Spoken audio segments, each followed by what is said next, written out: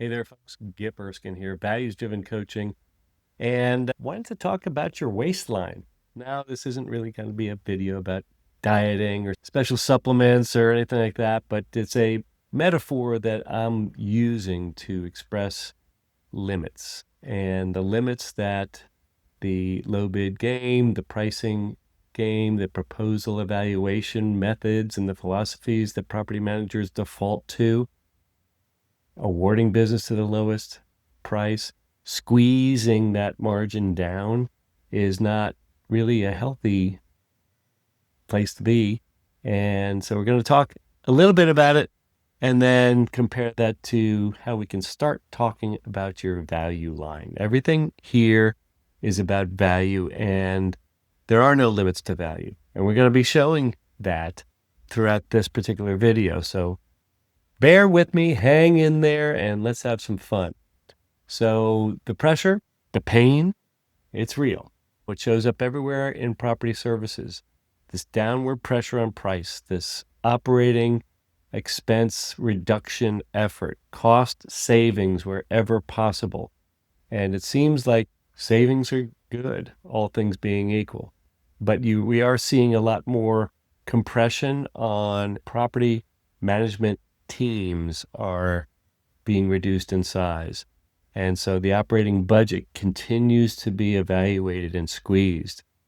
New potential buyers of properties want to see operating expenses trimmed as much as possible. The seller wants to trim them too.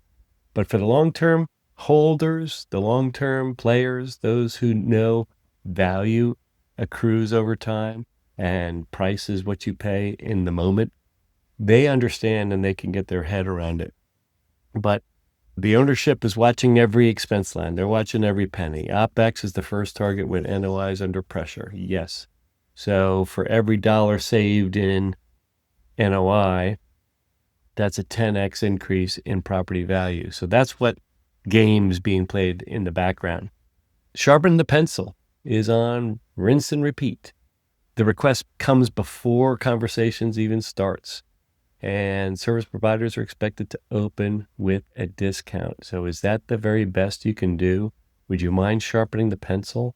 So it's not a very comfortable place to be in, but realize that everyone feels the squeeze. So you're not alone. And obviously, if you're not alone, you feel like this is the new normal. This is the way things are. Property managers, service teams, ownership, no one in the ecosystem is immune from margin pressure. So we all are in this like tank of, what are those, compression chambers? It's the awkward place to be and try to thrive in a market that's continuously poking and prodding at every single little bit of cost that they can extract. So the question is, are you responding with a thinner waistline or a stronger value line? And so let's play with that particular idea throughout this video. The belt-tightening response, what happens when price becomes the only answer? This consideration that price is the sole determinant of value really is the frightening piece. And it's actually, if you think about it from a professional standard and a business savviness standpoint, it's actually, the reliance upon price is actually irresponsible. It completely discards the bigger picture, the value picture. And what is real estate dependent upon? Its value. Yeah, it's location, but that dictates its value. So it's all about value and not about price. So we're going to change that conversation. So here's the pattern.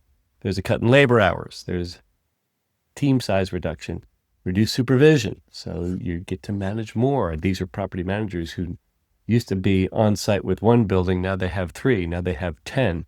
Trim training budgets. First thing to go is training. And that's not a good elective, even though it looks like, okay, we'll just got to keep on tightening that belt and see how far we can get with an untrained team. Teams are getting stretched very thin. And I asked a senior leader within one of the largest real estate companies, and she just said, this is the new normal. And I don't buy it. I don't buy that we just have to suffer. All of us have to endure this game of trimming and trying to do more, and then the complaints come in because we can't get to it because we're not being allowed to bake in bandwidth into our pricing structure that allows for easy quality control, confidence, consistency, and all those things that are actually demanded and cherished by the recipients of our service. And so we can continue to expect margin erosion if this whole maneuver keeps persisting. So the outcome, service quality is inconsistent. The team's morale starts to decline. And that's not a good place to be either. When the team is starting to see, why am I being asked to do so much? I'm not getting paid anymore. I'm being expected to uphold higher standards. And that really starts to have them start looking elsewhere. A reputation starts to erode. You get some bad feedback. The thing that made you great to begin with starts to disappear, and you're still losing on price. So again, not a good place to be. So let's talk about the fact that there is a limit to belt tightening. If you think about a belt that's around your waist, you can only go so far until you hit your bone. You can't tighten the belt anymore. There's only so many holes in that belt. So there is a limit to that.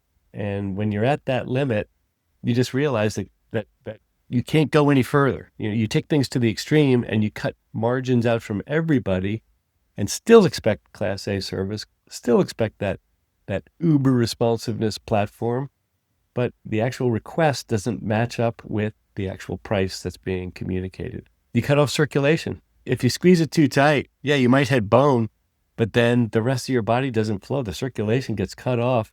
And what happens in this metaphoric scenario is that when you cut off circulation, everything downstream suffers. And so there is a limit that says, okay, we can do it for less, but here's what you're going to expect when you tighten your belt too much. Communicating value has no limit. The better you get at making your value visible and measurable and defensible and supportive, the more you're going to win. And again, not just on price, but on trust. The confidence that they have that you've got your arms around it, you've got the bandwidth to do it, you've got the margins in there that can cover it, and you've got a track record to prove it, and we're going to start talking about the metrics that matter, and then these are the kind of things that sustain your business. Your price is not the problem. Your inability to make value visible and measurable is the problem. So the myopic focus on price that our clients have, that property managers have, that facility managers have, that procurement teams have, that is prone to all the other stuff that we just talked about. And so if you're unable to make value visible and measurable and defensible, then you're going to be unable to actually get out of this low bid trap. So let's talk about the problem that's worth solving. So who pays the price when value stays high? Not high, but hidden. The property manager. Look at all the stakeholders that are there. Everyone carries the burden and the pain that goes along with it. If your value remains hidden because you aren't getting paid enough to actually deploy the right assets, to have the bandwidth for responsiveness, to have the quality control measures put in place, then the property manager suffers by more follow-up, more complaints, reputation. Holy crow, who did I hire and why can't they just get the job done? The property owner pays the price for value erosion and hidden long-term costs. Tenants, they get inconsistent service and they're less likely to renew. The leasing broker, they don't want to lease an unleasable property that maybe has a bad program or aesthetic, or just it's an obvious mismanagement. When price is this low, all you can expect is just the very, very bare minimum, bare bones. And then you, the service provider, you experience your own margin erosion, obviously team burnout. When the morale goes down, they feel overstretched, then your reputation suffers. And the idea is lower prices don't eliminate costs. They just relocate it. And look at all the stakeholders who are adversely affected by this. But there's hope. So let's stay in this. What making value visible actually means, it's a discipline. And if you can translate what it is you bring to the table, you're the expert. You're the one who property managers actually rely upon to bring that service platform, to bring your differentiators into the full light of day, to bring forward your value in new and meaningful ways. Turn every service capability of yours into language that they can understand, defend, and stand behind. Because if they're not going to award to the lowest bid and they don't want to award to the cheapest vendor, and they want to award to you as a qualified, confident, competent service partner, then they need to be able to support that. So measure what matters. Attach the metrics to your differentiators, your responsiveness, your turnover rates, your EMR, remember, experience modification rate, time saved per manager per month, and then communicate. Say it before the RFP. This is part of your mantra. Put it on your business card. If you've got outstanding client retention rates, then advertise those metrics and remind your prospects and clients exactly what they get when they hire you. Say it during the proposal. Say it after you win. Continuously discuss the metrics that matter to them and still see if you're on track, because you keep on collecting this data and getting new trends and sharing these details and asking them before you go out to bid, which we encourage. If you want to go out to bid, that's great. I'd love to keep the business, but make sure you ask our competitors for all of these metrics and then see what kind of information and reaction that you get from your property managers. Oh, that's right. You've got a very low EMR. I wonder what theirs is. When I get that, then I could be surprised. Your low EMR could be really low. Let's talk about the value line and what to talk about. So it is about communicating and changing the conversation away from price to value. And the value line contains things that really matter to property managers. So that's responsiveness. How quickly do you respond? There's a timestamp in work order systems. If you don't operate by a work order system, you can consider getting one, or you can say, well, we have an average, a maximum number of accounts per account manager. And when we exceed that maximum, we hire another account manager. And that's just the way it is. So then they see that, oh, okay, you're securing and preserving that bandwidth to be available for me when the you-know-what hits the fan. And so you can talk about responsiveness that way. How well equipped are you to response? Talk about your service consistency. And does it hold up over time? And it better. Talk about your communication. Keep them in the know. They can delete just as fast as anybody else. You can over communicate until they say stop. But find out their cadence. What do they like to know? First thing in the morning, boom, they open up their inbox and they say, you're already on it. And you've already addressed what happened yesterday and last night. And so staying in close to real time and responsiveness in your communication works. Consistency, your workforce stability. How long have your teammates been with you? How can you consistently ensure your property managers that you're going to show up with the same faces every single day? That's a meaningful metric. How do you compare relative to the industry? If the industry turnover rate is here and you've got lower turnover, you're in a better position. What does your competition have? Please, property manager, ask our competition what their employee turnover rate is.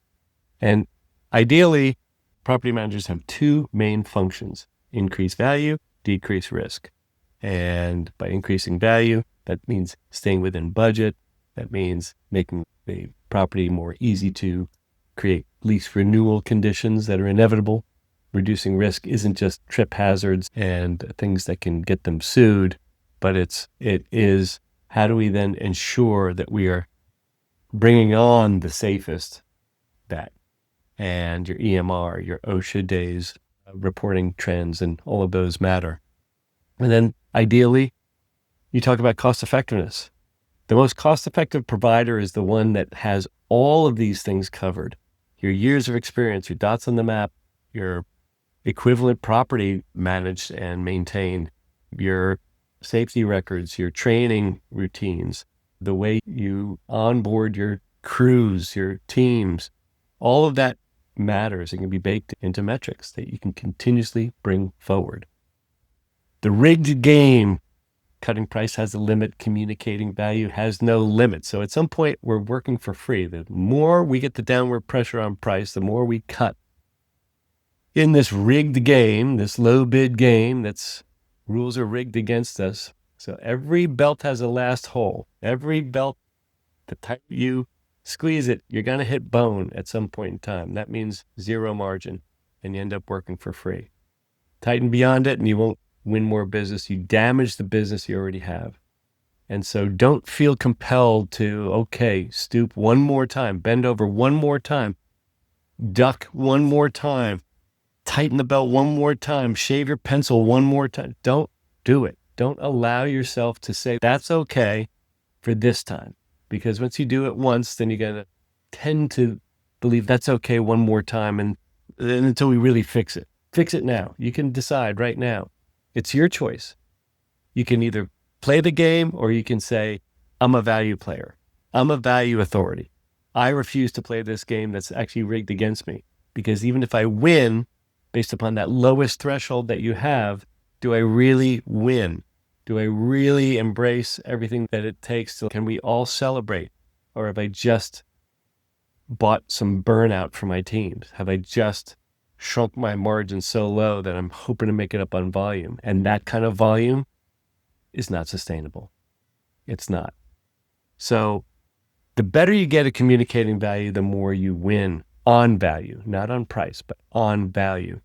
So value fluency compounds over time. So keep talking about it way before renewal, way before the bid RFP goes out. Every conversation you articulate your worth clearly makes the next one easier and more profitable. So that's the idea for today. The only exit from the low bid trap, the low bid game, is fluency and value. So you stop competing on price. You start leading with outcomes. Your platform has value that creates outcomes. And who do the outcomes benefit? All the stakeholders. Property managers, the property owners, the leasing broker, the tenants, and you benefit from the outcome as well. You get to tell a story. You get to advertise that business case to others. And when you make value measurable and visible, and you continuously bring it up, then guess what? All those conversations move away from price and go into a broader realm, a realm that property managers, yes, they welcome it. Every time I talk to a property manager, they're like, that's really smart. I don't want to be given credit for just thinking about something that's smart. I want to be helping the industry embrace what they should have been able to do a long time ago. And that is have some kind of a mechanism that embraces, quantifies, measures, compares, and supports the business award based upon the totality of value and not just the price on the page. Price has its place, but can't be the only measure of value. That's it for this week. Please stay tuned for next week where we talk about what property managers actually want and almost nobody gives them. And I'll tell you what that reveal is next time. Ever upward, Gip Erskine, values-driven coaching. And I value and thank you for the value of your time.